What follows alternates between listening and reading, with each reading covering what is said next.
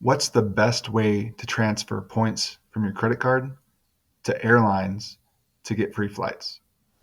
That's a good question. That's a great question.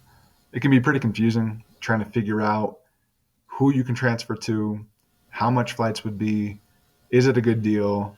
Today, I wanted to showcase a great tool called PointsYeah to easily research and book flights with your credit card points.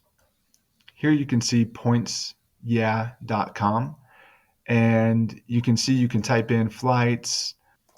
I put in a flight from Los Angeles to New York, and I wanted to see what flights might be available using my Chase Ultimate Reward points because my bank program is Chase. So for the dates, so say you're flexible and you can go from the 16th to the 19th. I'm just going to showcase a one-way example at first. So I'll hit search, and here you can see the search results. It'll show you from Friday, Saturday, Sunday, Monday, those 4 days that I selected, and it'll show the lowest amount of points for each day. You can see down here, it'll show JetBlue as the top option. And if I were to click on that, it'll show you that you can transfer from Chase directly to JetBlue.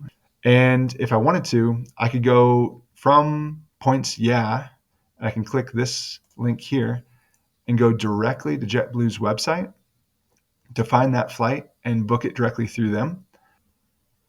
So you can see here, I found the flight and I can go ahead and transfer my points from Chase over to JetBlue.